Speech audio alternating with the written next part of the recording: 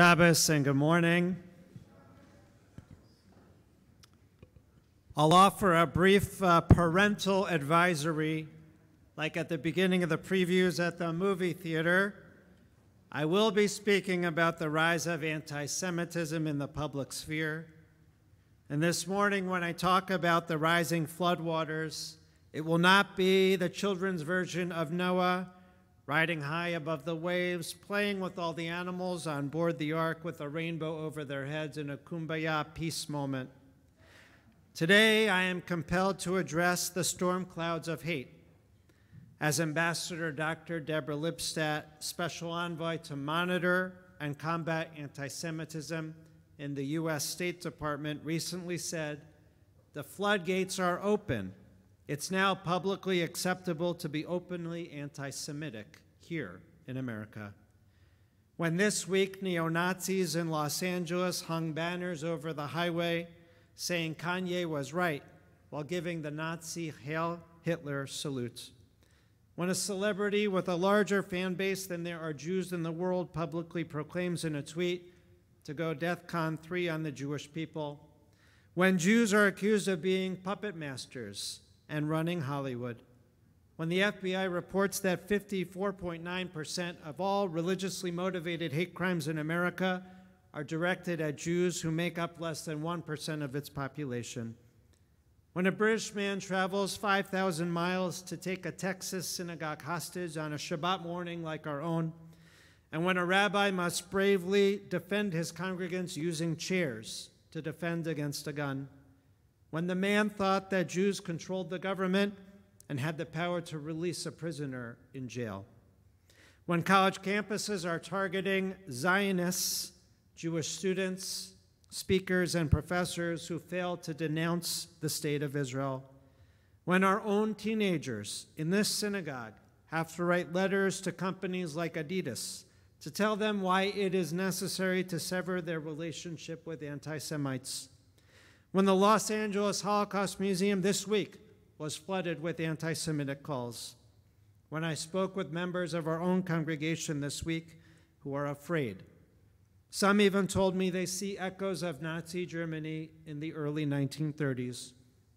When I spoke this week to a member of our congregation who is the daughter of Holocaust survivors, who told me for years she has always worn her Jewish star around her neck out with pride, but in the last few months, she now tucks that Jewish star in under her shirt next to her heart, too afraid to wear it out in public. Just a little over a week ago on Simchat Torah, on one of our most joyous days on the Jewish calendar, when we complete the reading of the Torah cycle and dance with pure delight, right here we sang the song Kol Ha'olam Kulo Gesher Tzar Me'od, V'ha'ikar lo lefached. The whole world is a narrow bridge, and the most important thing is not to be afraid. Today, we are afraid. We feel that we need to be brave to be Jewish. When anti-Semitism seems to be condoned here in America, when it takes companies and leaders days and weeks, even if they do, to make statements. When exactly 4 years ago, after the shooting at the Pittsburgh Synagogue Tree of Life that murdered 11 Jews just coming for Shabbat morning services. That 4 years ago, the week after, this sanctuary was full, filled with allies from across our community, standing in solidarity to support us. And I'll tell you the true, honest truth. In the last few weeks, I have not received one phone call or email from the larger community in support for the rise of anti-Semitism here in America. Now let's return to our not-so-sanitized children's version of the Noah story. Our Torah portion begins in a way perhaps not so different than today. Our Torah begins this way. There is something seriously awry with humanity. The behavior of the people was filled with intolerance and hatred. God's experiment of the creation of humanity has seemed to fail, and the Torah says that God regrets it. When God asks Cain, "Where is his brother Abel?" Cain responds with a question back to God, "Am I my brother's keeper?" am I my brother's keeper? Was this the path that humanity would follow? No sense of responsibility for each other, no compassion, no understanding, not standing up for one another, or perhaps, is there a glimmer of hope? As Zvi Gromit writes in his Torah commentary on Genesis, entitled From Creation to Covenant, as doom looms, hope flickers. In our portion enters a man named Noah. Noah, the first of 7 generations to carry a unique name, unconnected to those who have come before. Noah's name is explained as this: this one will console us, and sparks of hope are kindled.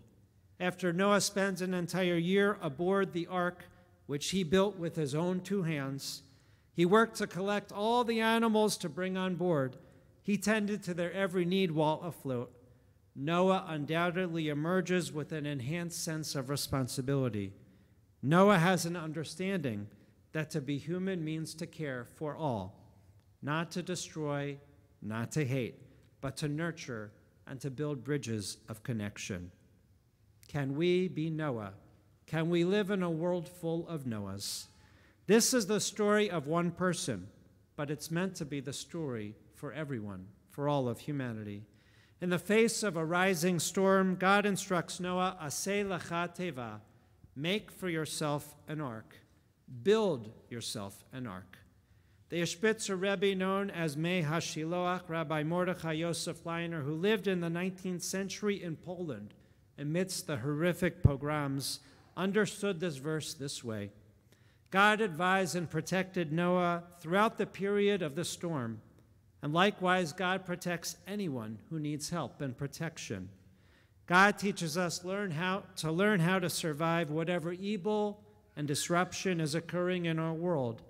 The advice is this, that is, when someone is in dire straits, we should turn inward to our inner ark, to build an inner ark and to restore balance and to protect ourselves. So is the message of the Torah portion of Noah's Ark that the only response that we can have in a world filled with storms of hate is that we have to build up our own defenses, that we have to isolate ourselves in our own ark to weather the storm, to insulate us from the hate outside? Now, we certainly do take security seriously, and we as a congregation and community will continue to take the precautions necessary to protect our community. But there are other responses. There are other answers to this world of hate. We are in the midst of a democratic process. Voting is a mitzvah, an obligation, that we have to speak our voice in the voting booth, to select those who best represent us and to share our vision. So do your mitzvah and vote. Anti-Semitism is considered a bellwether for the health of an entire society. As Rabbi Sharon Brous writes in a letter to her community, Ikar, in Los Angeles, when anti-Semitism thrives, racism and all hate thrive. When anti-Semitic language proliferates the country, no one is safe. The anti-Semitic lie endangers not only Jews, it endangers democracy as well. The great Hasidic teacher, the Baal Shem Tov, teaches that God's instruction in our Torah, Aseh lecha teva, Noah, build yourself an ark, can be read differently. For the word teva doesn't just mean ark. If you know Hebrew, the word teva also actually means word. It's a word in grammar. It means words, teva, word. So the Baal Shem Tov rereads the line not as build yourself an ark, but build yourself words. Speak up and speak out. And there, after that instruction in the Torah where it says Noah to build walls, to build an ark, there are intricate directions of how big the ark should be, what are its dimensions. And the Baal Shem Tov, the rabbi, understands that we need to be careful with our worlds. We have to be planful with our world. We must ensure that every word that we speak is for good.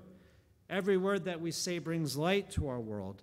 Every word that we say has the power to dispel darkness, to help ride out any storm, to overcome any torrent or flood. Aseh lecha teva, we should construct words of light, the rabbis say, words of healing, words of connection. For words have significance and carry meaning. They can tear down and they can build up. They can't be dark and attacking. They should shine with light. And I'd like to share one example. Emmanuel Acho. Emmanuel Acho was a former Cleveland Browns linebacker. He's a sports commentator. He hosts the series called Uncomfortable Conversations with a Black Man. And this is what Emmanuel put out on his Instagram and Twitter this week. Quote, if you are not currently speaking up and speaking out against anti-Semitism, the hatred of our Jewish brothers and sisters, then you are part of the problem. You see, justice will not be served until those that are unaffected are as outraged as those who are affected. Even though I might not be affected, Emmanuel said, I better be outraged. I spoke to one of the youngest survivors still alive from the Holocaust, and she reminded me that the Holocaust was created by a society which was considered the best brains in the world, a country which wrote the best books, a country which composed the greatest music, where people went to the best universities. And while we are hopefully not on the brink of something as devastating as the Holocaust, the hate speech and vitriol against our Jewish brothers and sisters is as active and pervasive as it's ever been. So, like Emmanuel, how can we, aseh lecha teva, not just build ourselves an ark where we protect ourselves against the hate around us? How can we work to construct words of light, share these, and not words of hate? A few weeks ago, during the holiday of Sukkot, when we physically feel the most vulnerable, spending our time in a hastily built hut, exposed to the elements, living outside in the wind and the rain and the storms. Here at B'nai Yeshurun, we hosted a gathering of Jewish and non-Jewish faith leaders, convened by AJC Cleveland. We hosted 35 Christian and Muslim leaders who joined myself and other rabbis and Jewish community leaders. In our sukkah here in our congregation, we shared a meal and we shared our vulnerabilities, how this rise in anti-Semitism has affected our community and left us feeling exposed. And we began, aseh lecha teva, to share words together. We spoke up. Our voices were heard. We began to build bridges. So how can we, aseh lecha teva, how can we, as a community and with other friends and allies who are here today, how can we build our worlds and build our ark so that we can ride this storm and make our world, our country, and our community better and safer, more tolerant, more accepting, more equal? Let us make that ark. Let us make those words of healing, of connection, so that we can rise above this torrent, this flood, so we can build our bridges and go off on that rainbow connection. For hope shall always remain. Shabbat Shalom.